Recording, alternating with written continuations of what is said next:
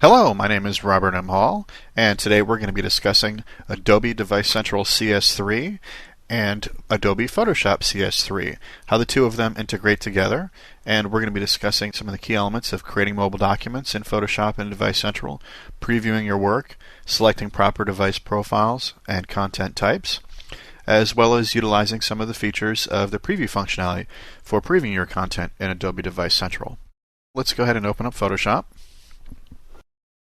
So the first thing, let's go to File. You'll see there's a new option, Device Central. And we'll launch that. And this will open up Adobe Device Central. And it'll default to the device profile window. I'm just going to pull up the welcome screen. I'm going to click Create New Mobile Photoshop File. So I'm actually going to go to my Aquo set, which is a set of devices that I've set aside already. I'm going to go ahead and hit Create. And you'll see that it automatically goes back to Photoshop and creates a new document for us. We'll open a recent document, and I'm going to open up a wallpaper that I've already been working on. So I want to see how this might look on the device. So now that I've got this open, let's go ahead and go back to Save for Web and Devices. And this will bring up my standard Save for Web dialog, and I can make my settings and adjustments for the compression type and the image format. And then I'm going to actually click on Device Central again.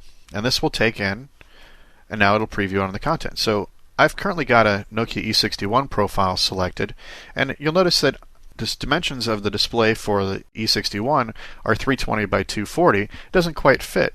Well, one of the nice features is you can actually show how things might stretch to fit the screen. If I go over to scaling, I can do stretch to screen, and it's actually going to squash the image and stretch it out to fill the entire screen. Now really, I don't want it to do that because I'm not really targeting this E61 device for this particular wallpaper. So I'm going to go back to Use Original Size. I'm going to switch back to a Nokia N73 profile.